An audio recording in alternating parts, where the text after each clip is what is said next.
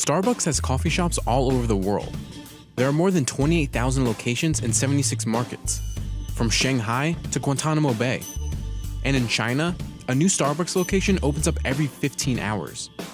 But there is one continent that seems uninterested in the hype over the Seattle-based coffee chain. And that continent is Australia. It's proven to be one of the toughest markets in the world to break into. So tough, in fact, that Starbucks closed more than 2/3 of its stores on the continent back in 2008. So what went so wrong with Starbucks in Australia? To answer that, let's go back to July of 2000, when Starbucks opened its first Australian shop in Sydney. From there, it expanded fast. By 2008, Starbucks had 87 stores across the continent.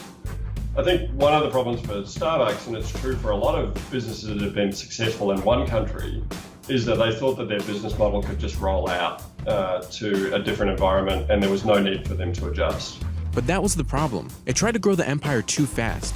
Starbucks rapidly opened up multiple locations instead of slowly integrating them into the Australian market.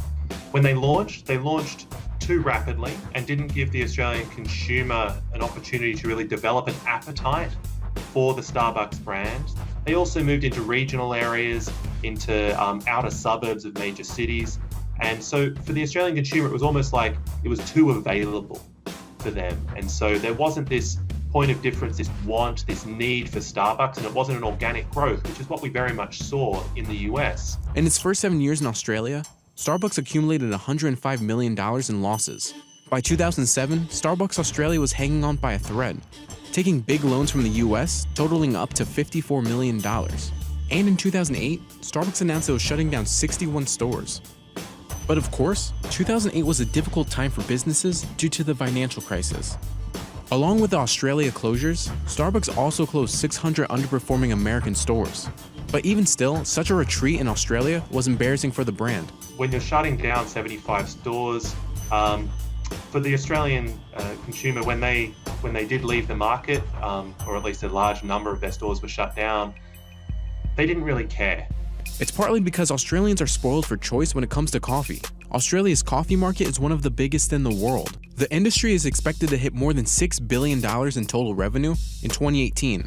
They've been immersed in nuances of cafe culture since the mid-1900s, when Italian and Greek immigrants began traveling to the country. The immigrants introduced Australians to espresso. By the 1980s, Australians were fully engulfed in cafe culture. They've also grown accustomed to specialty menu items, like a flat white or an Australian macchiato. So cafes in Australia were born out of like the Italian culture of, meeting a friend and knowing your local barista and it being kind of like a local meeting place where everyone knew each other and that coffee was just a part of that. And then Starbucks came in with what is more of an American style like coffee culture, which is essentially just like coffee is a product, coffee is a commodity, coffee is like perk me up in the morning. It's caffeination. Starbucks had a basic menu and offered more sugary drinks, which most Australians didn't like. In Australia, where local tastes are different, so we don't really want a coffee that's hundreds of ounces with lots of sugar in it. We want something a bit more sophisticated. Plus, Starbucks charged more than local cafes. So Australians instead opted to pay less for coffee they liked from a local barista they trusted.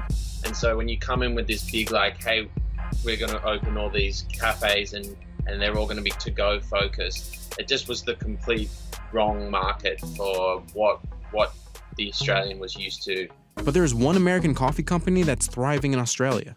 Founded in Chicago and now based in Australia, Gloria Jean's got the traction in Australia that Starbucks couldn't. Gloria Jean's has more than 400 Australian locations and serves more than 35 million consumers in Australia each year. So what is Gloria Jean's doing in Australia that Starbucks isn't? Well, the company attributes its success to two Australians who franchised the business in their home country. Shops started to show up in Australia in 1996. Fast forward to today, the company has a presence in every Australian state. The reason? Its menu. The chain offers a wide variety of espresso drinks and specialty coffee. Failing to adapt its menu to Australians' coffee culture proved to be a mistake for Starbucks.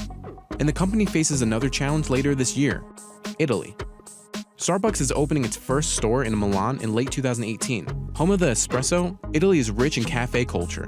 But according to Starbucks, it's not going to make the same mistakes that it did in Australia. The company said that it would develop in Italy with humility and respect for its coffee culture. It announced it would be opening a roastery, which is not your average cafe. It gives customers a chance to see coffee beans roasted and processed before their eyes. So there's a chance that it won't struggle like it did in Australia. But Starbucks isn't admitting defeat in Australia either. Starbucks is staging a comeback on the continent. In 2014, Starbucks locations in Australia were purchased by the Mount Waverley-based Withers Group. Starbucks told CNBC that since its sale to the Withers Group, the company learned a lot. So this time, it's taking a different approach to putting Starbucks on the continent. So if you just think about Australia as a big tourism destination, there's a lot of US and Chinese tourists. Starbucks have been very successful in China, and it makes a lot of sense for them to build out because there are people looking for something that's familiar to them. Now with 39 locations in Brisbane, Melbourne, the Gold Coast, and Sydney areas, this time it's not looking to appeal to Australians. But instead, the coffee giant hopes to be a familiar face for tourists visiting popular vacation destinations in Australia. Australia's always been a high-volume tourist market. The same thing in terms of international students at our universities, potential opportunities for them. And we're starting to see Starbucks enter into some large shopping malls here in Australia as well. Australia welcomed 9 million tourists from 2017 to 2018, and those international visitors spent more than $30 billion in 2017 alone. So tourists could possibly be the key to keeping the company afloat and preventing another downfall.